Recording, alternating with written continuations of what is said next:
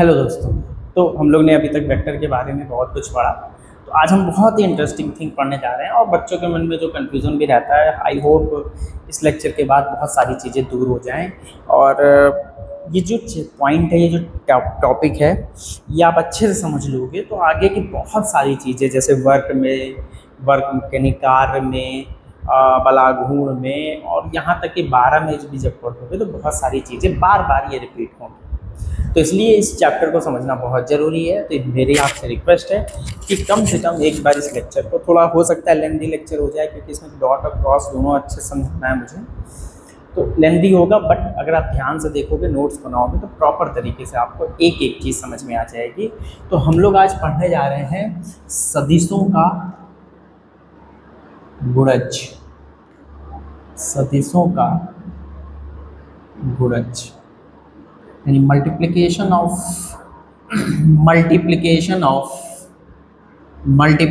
Of vectors.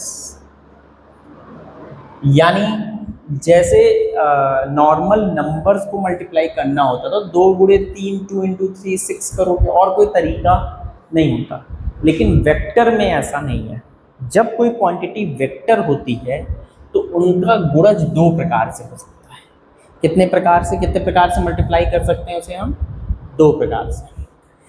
जब हम एक प्रकार को बोलते हैं अदिश गुणज।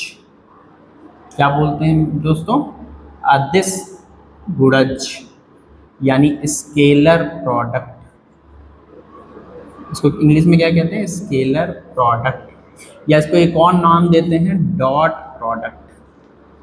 क्या नाम देते हैं? Dot product. और दूसरा क्या है? दूसरा है सदिश गुणज। अभी अच्छे से पढ़ेंगे, एक एक चीज़ के बारे में डिटेलिंग में समझेंगे, लेकिन अभी देखते हैं सदिश गुणज। बहुत इंटरेस्टिंग है ना, मतलब मजा आएगा।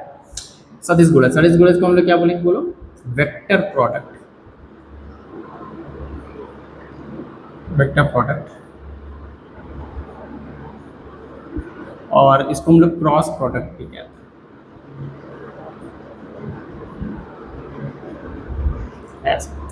डॉट प्रोडक्ट मान लो कि हमारे पास अगर 2 सदिश राशियां हैं, एक ए है और एक बी है, तो हम इसको डॉट प्रोडक्ट लिखते हैं ए डॉट बी। ऐसे लिखते हैं। अब क्या है इसका मतलब, कैसे है समझेंगे, लेकिन इसको हम लिखते कैसे हैं? ए डॉट बी लगाकर। क्रॉस प्रोडक्ट में ऐसे अगर ए और बी है और उसका हम इस सदिश गुणज कर रहे हैं तो हम ऐसे लगाते हैं, ए क्रॉस लगाते हैं। है दोनों मल्टीप्लाई ही, लेकिन एक को हम क्रॉस से दिखाते हैं, एक को हम डॉट से दिखाते हैं। अगर डॉट लगा रहे हैं तो इसका मतलब वो अदिश गुणज है, स्केलर प्रोडक्ट है। अगर क्रॉस लगा रहे हैं तो इसका मतलब वो सदिश गुणज है, vector product, cross product. Cross नाम पड़ा उसके क्रॉस की वजह से, डॉट नाम पड़ा उसके डॉट की वजह से। जैसा कि नाम से स्पष्ट है कि जब 2 वेक्टर का मल्टीप्लिकेशन, अब इसको लिखाने की हमें लगता है बहुत ज़्यादा ज़रूरत नहीं है, आप ध्यान से सुन लो जो डेफिनेशन है। क्या है डेफिनेशन? सिंपल सी। जैसे हमारे पास एक राशि है ए वेक्टर, एक राशि है बी वेक्टर। जैसे मान लो एक बल हो, फोर्स हो, और एक डिस्प्लेसमेंट यानी विस्थापन हो, दोनों सदिश राशियाँ।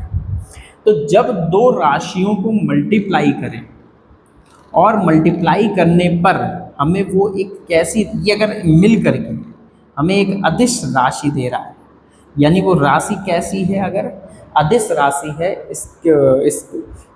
अदिश राशि है तो उसे हम क्या कहेंगे? स्केलर क्वांटिटी है तो उसे हम क्या कहेंगे? अदिश गुणज यानी अदिश गुणज यानी स्केलर प्रोडक्ट। अगर 2 वेक्टर को मल्टीप्लाई करने से फिर से हमको सदिश राशि ही मिलेगी। कैसे मिले? सदिश राशि ही मिले। अगर 2 वेक्टर, उसी 2 वेक्टर को मल्टीप्लाई करने से अगर हमको सदिश राशि मिले तो उसे हम क्या कहेंगे? सदिश गुणज या वेक्टर प्रोडक्ट। एग्जाम्पल के तौर पे हम ये कह सकते हैं कि जो अदिश गुणज है उसमें होता है कार्य। कार्य आप सब जानते हो, बल गुणे विस्थापन यानी फोर्स इंटू डिस्प्लेसमेंट, और हम लिखते हैं F vector dot product T vector. इसको भी हम आगे थोड़ा सा डिटेल में करेंगे, लेकिन हम लोग को कार्य एक अलग चैप्टर है, उसमें तो हम लोग को पढ़ना ही है। सदिश गुणज में एक आता है, या आप नहीं पढ़े हो कभी भी, लेकिन ये हम लोग को आगे एक चैप्टर है बल आघूर्ण दृढ़ पिंड की घूर्णन गति, वहाँ पढ़ेंगे। वैसे फिलहाल हम समझ लेते हैं बल आघूर्ण बराबर होता है जैसे इसको हम ऐसे लिखते हैं आर क्रॉस एफ। आर दूरी है, एफ बल है, तो ये भी ये क्योंकि मिल करके हमको बल आघूर्ण देता है। ये भी कैसी राशि है, सदिश राशि है। ये भी कैसी राशि, सदिश राशि, इसलिए क्रॉस प्रोडक्ट। ये कैसी राशि है, मल्टीप्लाई करने पे कार्य एक अदिश राशि है, इसलिए इसको हम लोग यहाँ पे डॉट प्रोडक्ट करते हैं। ठीक है, समझ में आ गया। तो डॉट कब लेंगे, जब अगर हम दो वेक्टर को मल्टीप्लाई करने से अगर हमको अदिश राशि मिल रहा है तो उसे हम लोग डॉट प्रोडक्ट लेंगे। अगर दो वेक्टर को मल्टीप्लाई करने से अगर हमको सदिश राशि मिल रही है, जैसे आर क्रॉस एफ, इन दोनों को मल्टीप्लाई ऐसे करेंगे तो हमको बलाघूर्ण मिलेगा। बलाघूर्ण एक सदिश राशि है तो हम क्रॉस प्रोडक्ट करेंगे। बात समझ में आई अच्छे से। अब हम लोग एक एक को डिटेल में पढ़ते हैं, अदिश गुणज कैसे करना है, सदिश गुणज कैसे करना है। ठीक है, मिटा दें, पॉज करके तो आप नोट ही कर लेते होंगे। अब इसके बाद हम लोग को देखना है कि अदिश गुणज क्या है। अदिश गुणज, अदिश गुणज, अदिश गुणज यानी स्केलर प्रोडक्ट। अदिश गुणज यानी स्केलर प्रोडक्ट क्या है समझते हैं। जैसा कि हमने अभी पढ़ा कि जब दो वेक्टर, जैसे मान लो हमारे पास एक वेक्टर ए है तथा एक वेक्टर बी है, दो वेक्टरों को मल्टीप्लाई करने से अगर हमको अदिश राशि मिलती है, तो जैसे मान लो कोई भी राशि हम W मान लें, हमें नहीं पता क्या है ये, A डॉट B ऐसा करते हैं और इनको मल्टीप्लाई करने से हमको अदिश राशि मिलती है, तो उसे हम डॉट प्रोडक्ट कहेंगे। इसे हम क्या कहेंगे, डॉट प्रोडक्ट कहेंगे। बात समझ में आ रही है दोस्तों। चलो अब यहाँ पे ये समझते हैं कि डॉट प्रोडक्ट में कैसे इसको करेंगे। एक्चुअल में ए डॉट बी है, जैसे आप हमने डॉट प्रोडक्ट कब कहा कि जैसे कि इसको जब हम ओपन करते हैं ए डॉट प्रोडक्ट को, तो कैसे लिखते हैं, ए का परिमाण बी का परिमाण इंटू दोनों के बीच के कोण का कॉस। ये बेसिक फॉर्मूला है ए डॉट बी का। मतलब अगर डॉट प्रोडक्ट को ओपन करोगे तो कैसे लिखोगे, ए का परिमाण बी का परिमाण इंटू दोनों के बीच के कोण का कॉस, इंटू दोनों के बीच के कोण का कॉस। आया समझ में। चलो जैसे मान लो एक वेक्टर ए बी मान लो या ए मान लो, कुछ भी मान लो। जैसे मान लो ए एक वेक्टर इस दिशा में और एक बी वेक्टर इस दिशा में, तो आप कर क्या रहे हो अच्छे से समझते हैं हम लोग अच्छे से। इसको अगर आप ध्यान से देखो तो यहाँ पे आप ऐसे देखो तो क्या ऐसे लिख सकते हो, ए का परिमाण इंटू बी का परिमाण का कॉस थीटा। ये पार्ट है। अगर हम कहें कि ए और बी दो वेक्टर हैं जिनके बीच का कोण थीटा है, तो इन दोनों के बीच, इन दोनों वेक्टर का जो डॉट प्रोडक्ट होगा वो होगा ए बी कॉस थीटा, यानी इसकी लंबाई गुणे इसकी लंबाई इंटू कॉस थीटा। तो सर आप तो सही कह रहे हो एकदम, ए बी कॉस थीटा। थोड़ा सा और अच्छे से समझें अगर हम इसको, तो हम इसको ऐसे, ये तो समझ में आ गया, A B cos theta simple formula आपको रट लेना है कि ए डॉट बी का dot product A B cos theta होगा। ठीक है, लेकिन अब हम उसको थोड़ा समझते हैं एक्चुअल में है क्या, ये क्या बता रहा है ए बी कॉस थीटा। तो आप ऐसे समझ सकते हो कि अगर जैसे एक वेक्टर ए इस दिशा में है और एक वेक्टर बी इस दिशा में है और ये थीटा कोण है। याद करो थोड़ा सा, हम लोग ने इसके जस्ट पहले वाला लेक्चर जिसमें हम लोग ने घटक पढ़ा था, प्रोजेक्शन पढ़ा था, उसमें हम लोग ने क्या पढ़ा था समझते हैं अच्छे से। ये बी कॉस थीटा क्या है, बी का परिमाण यानी ये लंबाई इंटू कॉस थीटा। याद करो जब हम लोग घटक पढ़ते हैं तो घटक कहते हैं किसी भी वेक्टर का किसी भी दिशा के साथ जो घटक होगा वो ए कॉस थीटा होगा। जैसे स्मॉल में लिख रहे थे तो ए कॉस थीटा होगा, याद है। तब हम ये कहते थे कि ये जो थीटा है वो ए का जिस दिशा में हमको घटक निकालना है उसके साथ बनने वाला कोण है, उसका कॉस ले लेते हैं। इसका मतलब है कि इस बी वेक्टर का कॉस थीटा एक्चुअल में है क्या, बी का ए की दिशा में घटक। जैसे अगर हम आपसे इसमें कहें बताओ बी वेक्टर का ए वेक्टर की दिशा में घटक बताओ, कंपोनेंट प्रोजेक्शन क्या है, तो क्या कहोगे? क्योंकि बी का ए के साथ बनने वाला कोण इतना है, तो मान लो इस पर हम जैसे लंब डाल दें, तो ये जो लंबाई होगी वो कितनी होगी? वो होगी, मतलब कैपिटल में परिमाण लिख लेते हैं, बी कॉस थीटा होगी। तो यानी अब हम इसको मल्टीप्लाई कर रहे हैं ए का परिमाण इंटू बी कॉस थीटा। तो यानी बी का ए की दिशा में घटक एक्चुअल में बी कॉस थीटा होगा। बी का ए की दिशा में घटक, क्योंकि उसके साथ थीटा कोण बन रहा है तो उसका कॉस थीटा, और घटक क्या होता है? उस पर लंबा डाला गया लंब की लंबाई। इसका मतलब है एक्चुअल में ए डॉट बी है क्या? ए डॉट बी है ए का परिमाण इंटू नॉर्मल, इंटू ना डॉट ना क्रॉस, इंटू मल्टीप्लाई, तो हम कैसे भी लिखें, है ना, इंटू बी का, बी वेक्टर का ए वेक्टर की दिशा में घटक।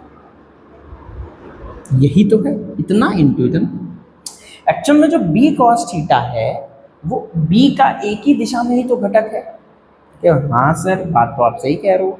इसका मतलब है जो डॉट प्रोडक्ट है, जो डॉट प्रोडक्ट है इन दोनों का, वो एक्चुअल में आप क्या निकाल रहे हो?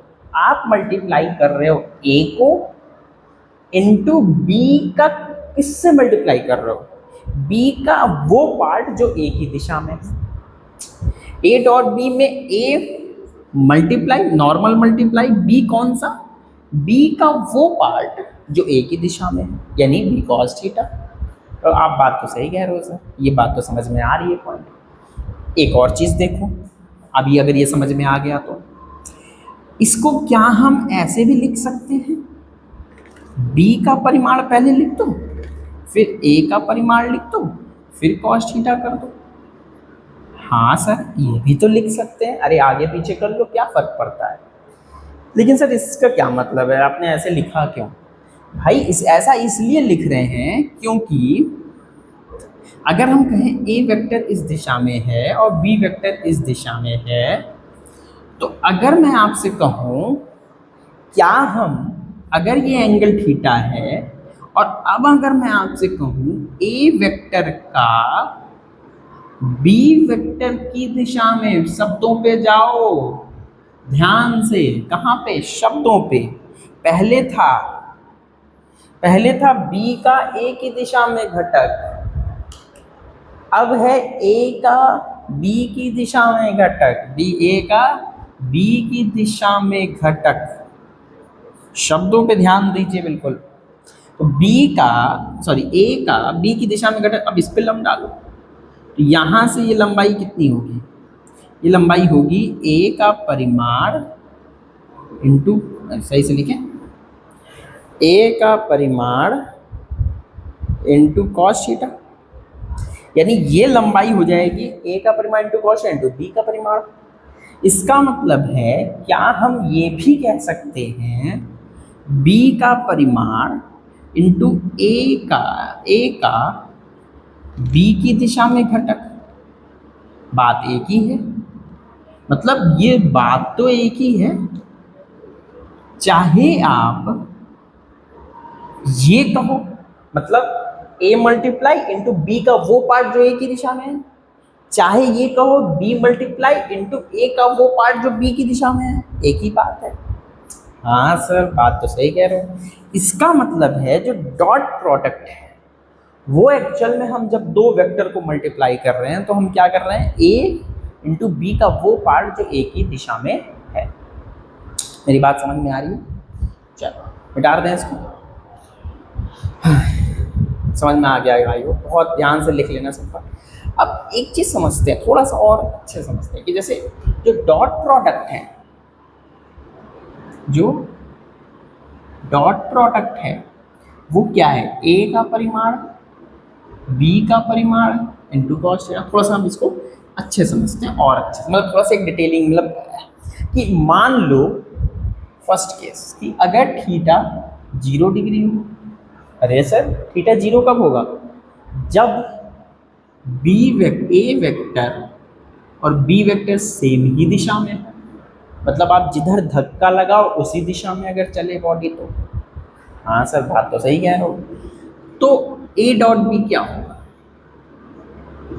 होगा ए का परिमाण बी का परिमाण इंटू कॉस जीरो, यानी ए इंटू ए का परिमाण इंटू बी का परिमाण। ये तो, और नॉर्मल से ऐसे दिख भी रहा है कि वही प्रोजेक्शन तो है उसी दिशा में। हाँ बात तो सही कह रहे हो सर आप। सेकंड देखते हैं, जब थीटा 90 डिग्री हो। 90 डिग्री सर कब होगा? जब ए मान लो इस दिशा में है और बी वेक्टर इस दिशा में है।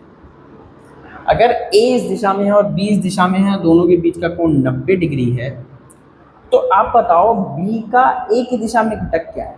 घटक का मतलब समझते हो ना कि परछाई। तो अगर हम यहाँ सन डाल दें, सन की किरणें डाल दें, तो क्या इसकी परछाई बिल्कुल पड़ेगी इस पर? नहीं। यानी बी अगर लंबवत है तो बी का कोई भी पार्ट ए की दिशा में है ही नहीं।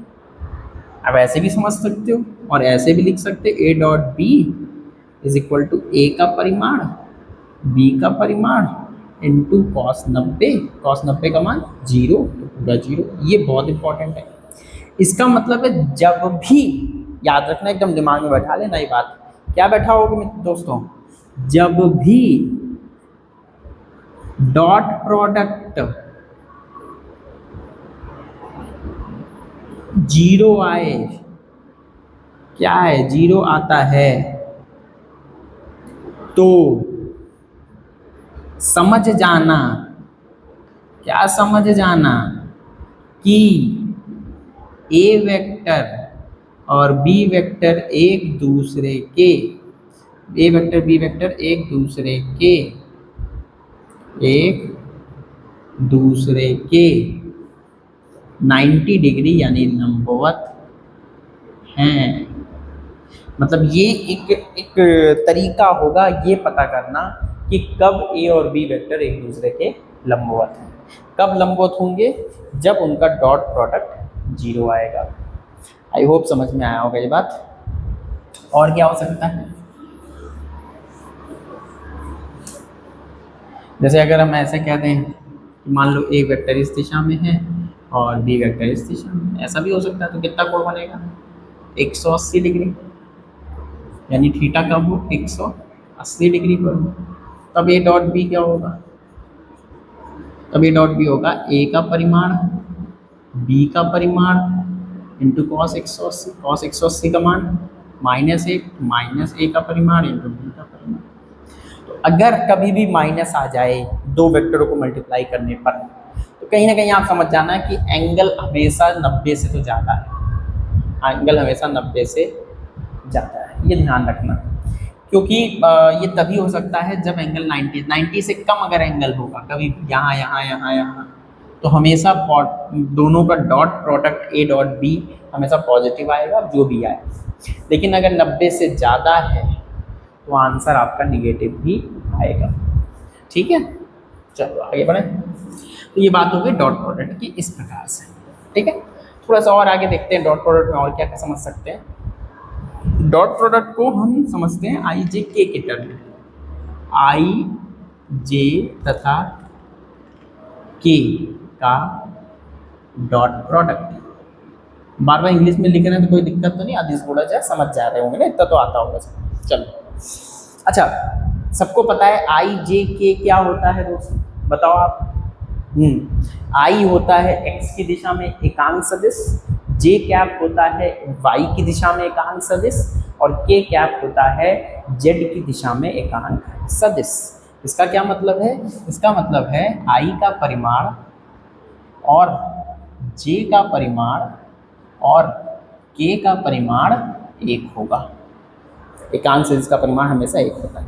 कभी भी आपको आई कैप कहीं दिख जाए तो मतलब आप समझ जाना एक्स दिशा में है, कभी भी आपको अगर जे कैप दिख जाए तो समझ जाना वाई दिशा में है, कभी भी आपको के कैप दिख जाए तो समझ जाना जेड दिशा में। एक चीज़ और दिन बता दूं, कहीं कहीं बुक में एक्स कैप, वाई कैप और जेड कैप भी लिखा होता है, इससे परेशान नहीं होना। ये भी एक तरीका है यूनिट वेक्टर को एक्स वाई और जेड की दिशा में दिखाने का। लेकिन हम लोग आई जे के ही टर्म में पढ़ेंगे। चलो इतना तो हमको आता है सबको। चलो अब आप बताओ, अगर हम आई इंटू आई कर रहे हैं, आई इंटू आई का डॉट प्रोडक्ट कर रहे हैं, मतलब आई इंटू आई कर रहे हैं, तो क्या होगा डॉट प्रोडक्ट? आई का परिमाण इंटू कॉस। कॉस क्या लिखें बताओ? जाहिर सी बात है कि अगर आई है तो यानी दोनों एक्स दिशा में ही है, तो इसका मतलब दोनों अगर एक्स दिशा में है तो कॉस क्या होगा? 0 डिग्री। कॉस 0 का मान 1, आई कैप का परिमाण 1, फिर से आई कैप का परिमाण 1, यानी इसका आंसर आएगा 1। अच्छा, अब इसको क्या कराने की जरूरत है? जे डॉट जे को फिर से वही 1, के डॉट के को फिर से वही 1। इसका मतलब है अगर सेम आई का आई के साथ, जे का जे के साथ, के का के के साथ डॉट प्रोडक्ट लोगे, हमेशा उसका मान क्या है? 1। ये एकदम दिमाग में बैठा लो। चलो आगे बढ़ते हैं। अगर मान लो हम आई का जे के साथ लें तो डॉट प्रोडक्ट, तो क्या होगा? आई का परिमाण, जे का परिमाण, और आई और जे एक्स इस दिशा में होता है, वाई इस दिशा में होता है और जे इस दिशा में होता है। और हमको पता है ये तीनों एक दूसरे के क्या होते हैं? लंबवत होते हैं। तो आई और आई इस दिशा में है, आई कैप, जे इस दिशा में, के इस दिशा में, तो आई डॉट जे यानी आई और जे के बीच का कोण 90, कॉस 90 का मान 0। इसी तरह से आप बताओ, क्या हमें करने की जरूरत है आई डॉट के का मान? वो भी 0, क्योंकि वो आई और के बीच में भी 90 डिग्री। जे डॉट के का मान वो भी 0, क्योंकि जे और के बीच का भी कोण 90। इसका मतलब है किसी भी, अगर हम कभी भी आई का किसी भी दूसरे के साथ प्रोडक्ट ले रहे हैं, आई का जे के साथ, आई का के साथ, जे का के साथ, जे का आई के साथ, मतलब हम किसी भी आई का किसी भी दूसरे के साथ डॉट प्रोडक्ट ले रहे हैं, या जे या के साथ, या जे का के साथ, के का जे के साथ, के का आई के साथ, किसी भी के साथ लोगे वो हमेशा क्या है? 0। हाँ, अगर सेम यूनिट वेक्टर, सेम एकांक सदिश मल्टीप्लाई हो रहे हैं, डॉट प्रोडक्ट हो रहे हैं, तो उसका आंसर क्या होगा? 1। ये बात समझ में आ गई? इसमें एक चीज़ और है कि मान लो अगर हम कहें आई का डॉट प्रोडक्ट लें माइनस आई के साथ, तो जाहिर सी बात है आई का माइनस आई के साथ लोगे तो -1 आएगा, जे का माइनस जे के साथ लोगे तो -1 आएगा, के का माइनस के साथ लोगे तो -1 आएगा। ठीक है, ये समझ में आ गया? हाँ सर, आ तो गया, आपने अच्छे से बताया। अब मैंने तो बताया यार, तुम लोग तो समझ लो अच्छी बात, तब तो है भी कोई फ़ायदा, सिर्फ मेरे बताने से थोड़ी ना होता। चलो, बाकी आपको आया तो अच्छी बात है। चलो एक सवाल करते हैं, फिर हम लोग उस पर पढ़ते हैं। जैसे मान लो, सिंपल सवाल, मान लो एक वेक्टर दिया है 2i cap plus 3j cap, और बी वेक्टर दिया है 4j cap minus I cap, ऐसे दिया है, और आपको डॉट प्रोडक्ट करना है, ए डॉट बी करना है। तो आपको पता है भैया, हम ऐसे पहले लिख लें, ऐसे तो डॉट प्रोडक्ट,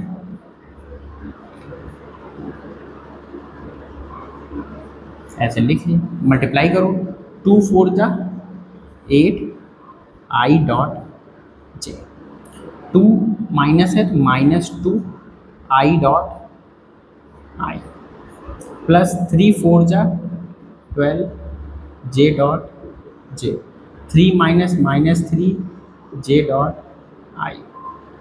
अब बताओ आई जे 0, आई 1, जे 1 और के जे आई 0।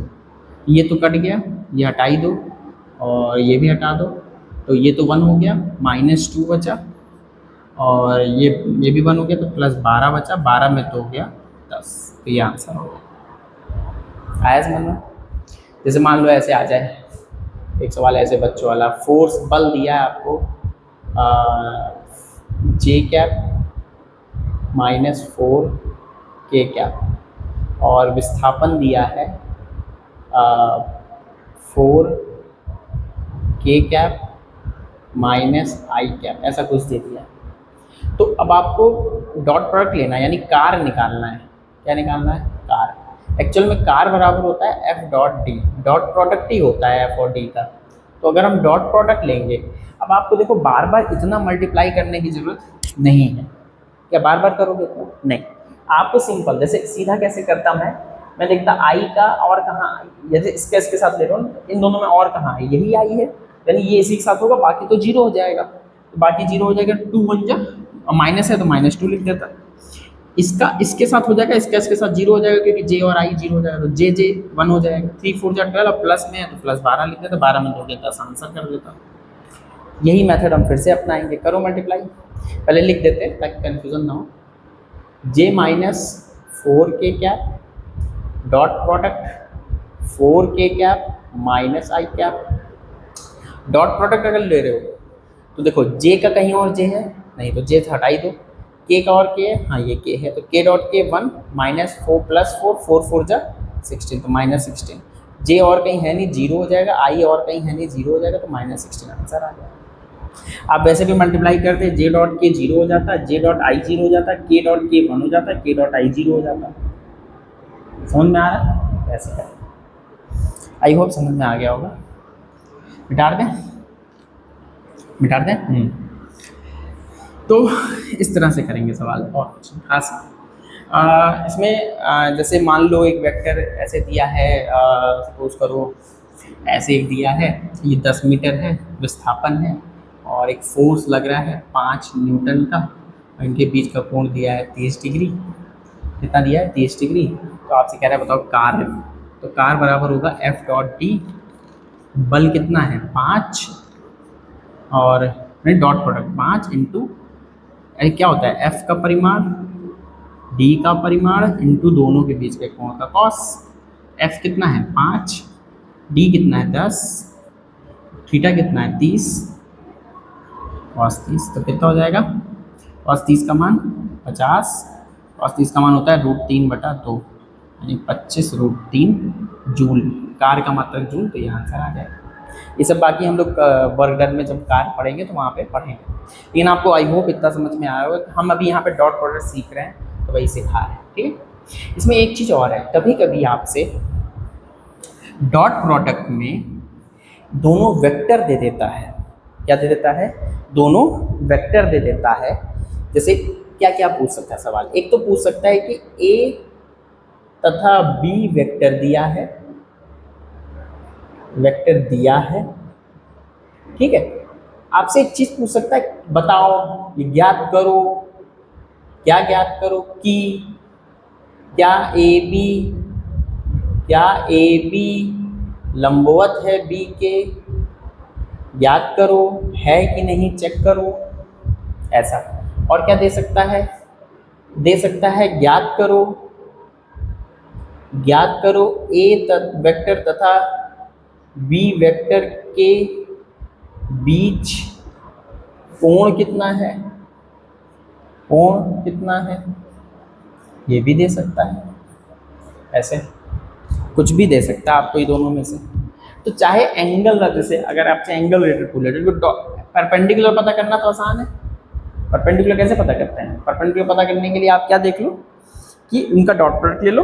अगर डॉट प्रोडक्ट करने पर वो जीरो हो जा रहा है, डॉट प्रोडक्ट अगर करने पर वो जीरो हो जा रहा है, तो इसका मतलब ए बी के लंबवत है। तो इसको हमें बहुत कराने की जरूरत नहीं है, लेकिन हम यहाँ पे एक चीज़ सीख सकते हैं कि ए डॉट बी होता है ए का परिमाण, बी का परिमाण इंटू कॉस थीटा। तो अगर हमसे थीटा पूछेगा तो कॉस थीटा, अभी हम सवाल कराएंगे, परेशान ना हो, ए डॉट बी बटे ए का परिमाण इंटू बी का परिमाण। तो इस मेथड से हम इस सवाल को कर सकते हैं। बहुत इंपॉर्टेंट है, अभी हम एक सवाल करा दे रहे हैं। ऐसा जैसे करते हैं, आपको इसमें एक नॉलेज होनी चाहिए। क्या? कि जब भी कोई वेक्टर, जैसे कोई भी वेक्टर ए वेक्टर, पहले हम लोग समझते हैं कि मान लो ऐसे दिया है एक्स आई कैप प्लस वाई जे कैप। इसका मतलब है आई की दिशा में एक्स दूरी, जे वाई की दिशा में वाई दूरी है। तो इनका जो परिमाण होता है वो होता है √2 x square plus y square. कैसे पता? क्योंकि हम जानते हैं कि अगर दो वेक्टर एक दूसरे के लंबवत हों तो उनका परिणामी का परिमाण अंडर रूट ए स्क्वायर प्लस बी स्क्वायर होता है। क्योंकि यहाँ पे ए एक्स है और बी वाई है तो under root x square plus y square. इसी तरह से अगर जेड डायरेक्शन में तो under root x square plus y square plus z square. बताओ ये समझ में आया? हाँ सर समझ में आ गया, आप पहले भी बताए थे, अभी भी आ गया। तो इसी बेस पर सवाल लगते हैं। देखो कैसे, मान लो ऐसे एक क्वेश्चन दे दे कि एक ए वेक्टर है, कुछ ऐसे दिया है, मान लो 2i कैप -4 या -3 या -5 जे कैप ऐसे दिया। और बी वेक्टर दिया है,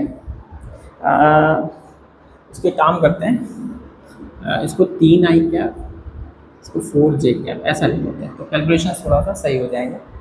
बी वेक्टर मान लो दिया है 4i कैप, 4 ना लिखे 6i cap plus 8j cap, ऐसा कुछ दिया। तो आपसे पूछ रहा है बताओ ए तथा बी के बीच कोण कितना है, ये सवाल है। अब बच्चे क्या करेंगे, इसमें कंफ्यूज हो जाएंगे, एकदम फुल कंफ्यूज हो जाएंगे। अगर उनको डॉट का कॉन्सेप्ट नहीं क्लियर है तो कंफ्यूज हो जाएंगे कि यार एंगल कैसे निकालें इन दोनों वेक्टर के बीच। जबकि हमको डॉट प्रोडक्ट इस काम को बहुत आसान कर देता है। जैसे सबसे पहले हम क्या करेंगे, इन दोनों का डॉट प्रोडक्ट ले लेंगे। डॉट प्रोडक्ट हमने लेना सिखाया, जहाँ जहाँ आई पहले लिख लो क्योंकि अभी आप शुरुआती स्टेज में हो। 4j cap dot product 6i cap plus 8j cap. अब क्या करना है, जब डॉट प्रोडक्ट तो आई देख लो, जे देख लो, बाकी को भूल जाओ। आई का आई के साथ तो 6 3 जा 18, जे का जे के साथ माइनस है तो 4 8 जा 32, तो 32 में से 18 गया, 12 2 14 -14 आ गया। ठीक है, अब क्या कर लो, ए का परिमाण निकाल लो अलग से। तो अंडर रूट क्या होता है, 3 का स्क्वायर प्लस 4 का स्क्वायर माइनस, ऐसे प्लस ऐसे करोगे ना, -4 का होल स्क्वायर, तो माइनस का स्क्वायर प्लस ही हो जाएगा। तो इसलिए चाहे माइनस हो चाहे प्लस हो, बहुत परेशानी हो रहा है। एक बात फिर समझ लो, अगर यहाँ प्लस होता तो यहाँ पे प्लस है। अब बच्चे क्या करेंगे, माइनस हो तो यहाँ -4 का स्क्वायर नहीं लिख देंगे। मैं आपसे ये समझाना चाह रहा हूँ कि अगर प्लस माइनस भी है तो आप इसको ऐसे प्लस -4 का स्क्वायर लिख सकते हो। तो माइनस तो स्क्वायर में तो प्लस ही हो जाएगा ना, इसलिए 3 का स्क्वायर 9 प्लस 16, 16 9 25, 25 का अंडर रूट 5। बी का परिमाण निकाल लो। बी का परिमाण 6 का स्क्वायर प्लस 8 का स्क्वायर 36, 8 का स्क्वायर 64, 36 64 100, 100 का अंडर रूट 10। तो अब ए बी आ गया। तो अब बताओ एंगल क्या होगा, कॉस थीटा। ए बी का डॉट प्रोडक्ट कितना है, -14 बटे 5 गुणे 10, -14, 2 से काट दो, 2 7 जा 14, 2 5 जा 10, तो -7 बटे 25। अब ये एंगल निकाल देख लो तो उतना ही कॉस थीटा होगा। आई होप समझ में आ गया हो। तो इसका मतलब है कि कभी भी हमको अगर डॉट वेक्टर दिया है और हमसे कभी भी इस दोनों के बीच का एंगल पूछ ले तो आप तुरंत दिमाग में आ जाना कि अच्छा हमको डॉट प्रोडक्ट निकाल करके हम आसानी से उसको निकाल लेंगे। आई होप आपको पूरा ये समझ में आया होगा अच्छे से, पूरा प्रॉपर तरीके से। डाल दें इसको। चलो, तो प्रोजेक्शन की बात ये होगी। अब और थोड़ा समझते हैं। अब प्रोजेक्शन हो गया ना, अब यहाँ पे आते हैं हम लोग दूसरा पॉइंट, क्रॉस प्रोडक्ट।